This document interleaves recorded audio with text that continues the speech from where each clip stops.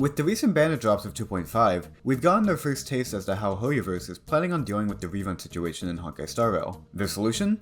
Just drop pairs of units that you'd want to use together on the same patch, even in the same half, incentivizing you to spend so that the new units that you just pulled for have the teams that they should be ran in. Is it scummy? I'd say it's pretty easy to say yes, but more generally, what are the overall effects of this new rerun system?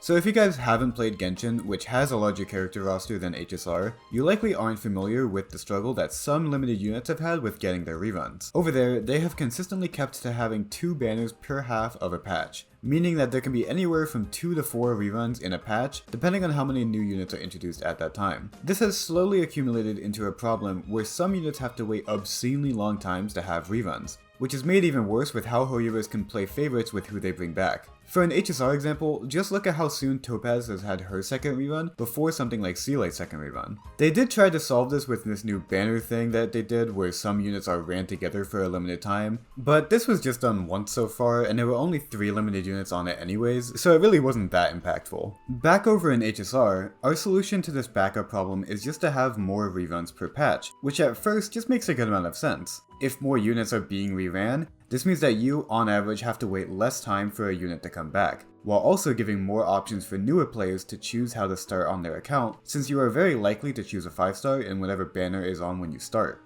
These are all true positives to this new system, but the problem comes in with the fact that these reruns are not chosen in some sort of binary weight system, but are instead deliberately chosen to make it difficult not to spend. This tactic was first seen with Firefly's debut banner, in which he had a rerun with Ranmei happening alongside her, who is not only an insane support in her own right, but she is also by far Firefly's best partner in a team, dramatically improving her performance more than any other investment option could give you by far. So unless if you were hard saving for Firefly, in which case getting Ranmei would be the smartest option for her afterwards before getting Eidolons or signatures, you are kind of just screwed in terms of having an optimal team for her. You either save ahead of time or you have to spend, if you are dedicated to getting Firefly. And now this is seen doubly with the trio of Topaz, Robin, and Feixiao, who all work together greatly in Feixiao's best team, and with Black Swan and Kafka, who are tied together as a unit pair who make each other complete in their dot teams. So then, if these synergistic units are reran together, this does mean that team building is a lot easier to navigate if you can pull the correct units. Like, if they just put Kafka on a banner alone, it would be pretty difficult to recommend her without knowing how soon Black Swan is. But having them together makes it much more of a go all in or don't even bother type of recommendation. But that is with the gigantic caveat of you actually getting these units, because you don't even get enough pulls during an entire patch to absolutely guarantee a single unit. Never mind getting 2 or 3 in one patch or one half of a patch. Of course, the phrase just save is easy to say in response to this problem, but the reality is a lot of people are just bad at saving. Not everyone who plays a gacha game should play a gacha game, if it becomes something unhealthy in relation to the predatory business model that these games are built on. For these impulsive spenders, these banners are your worst nightmare. So when thinking about if this rerun model is overall healthy for the game, we have to take these players into account.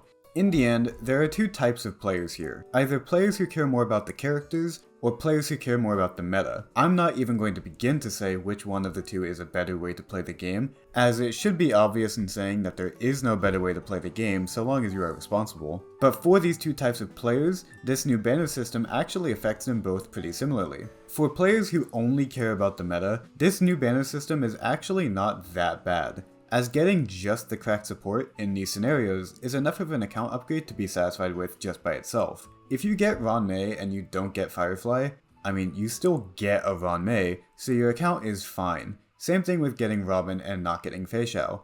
Feixiao is a great carry, but if you just get Robin, then your account is doing pretty well. And if we are looking at things from just a meta perspective, it's pretty presumptuous that you even need meta supports if you can already clear. Yes, power creep is something to prepare against, but do you really need the best possible teams to where it means spending for them?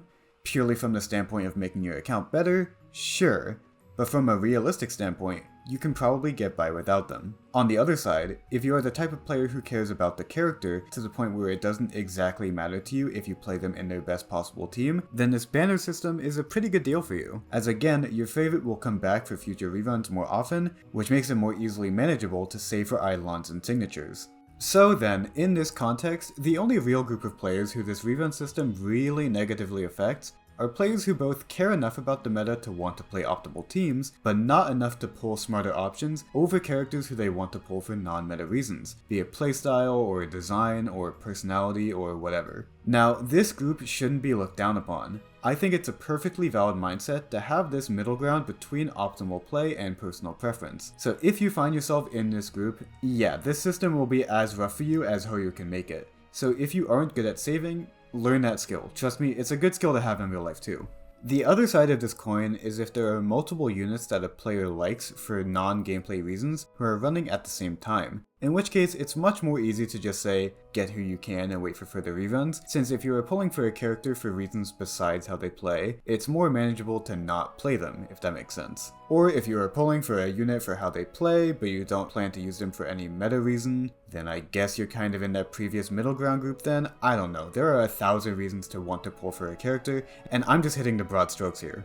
Really, that factor of units coming by faster through this new rerun cycle gives a bit more of a positive spin to this whole situation. Kind of. Well, let me walk you through it. In an optimal world where players smartly save and only pull for units who they feel strongly about for one reason or another, this rerun system is pretty much only a positive. But that's not how the majority of players, including myself, play the game. If you just pulled on Jiaoshu or Sparkle, and you want Robin or Fei Xiao or Kafka or Black Swan, yes, it's easy to just say that you can just wait a couple of months for the next rerun, but I mean, if we are being entirely realistic, how many people are actually going to listen to that advice? When the rerun schedule is so not set in stone, and for all you know, your favorite character could get screwed over and over again and take forever to come back. That uncertainty is the driving force behind Hoyo vs. Profit with this system, and it's why leaks are so heavily hunted for. Story leaks are one thing, but if early information gives better knowledge to a player as to how to spend and how to save for their personal preferences, that means that that player will impulse spend less on average. Why do you think they announced the reruns so close to the actual patch?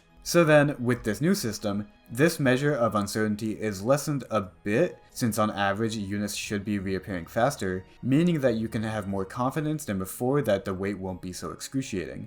Does this counterbalance the unfairness that comes with pairing these synergistic units onto the same banner? Probably not, since again, people are generally not good enough at saving to take full advantage of that lessened uncertainty. And the only reason I know that so confidently is because otherwise, Hoyoverse would not be nearly as profitable. There is also the potential that this is just kind of a one-off thing and that there isn't a standard rerun system like this going forward. Like how that Genshin banner system that I mentioned at the beginning of the video has only shown up once after it was introduced like 4 patches ago. So we'll need to wait and see for a couple of patches to see what the overall trend looks like. There really hasn't been anything as egregious as this new banner with all of these pairings since that Firefly Ranmei pairing that I mentioned previously. So if it keeps up this trend of only having these synergistic pairings together once every few patches, then overall this system is not as bad since players will only be screwed over sporadically instead of consistently. Maybe the reruns after this go back to 2 a patch, maybe they keep the extra reruns without the synergistic pairings, or maybe they screw players over every patch. Who knows? I sure don't. We'll also have to see how they handle this rerun system with 2.6, as Rappa is the only new character of that patch. So that patch's second half might have even more reruns than 2.5, who knows. That's everything from me. I'm out of yaps to yap. Make sure to subscribe and check out my other vids. Bye!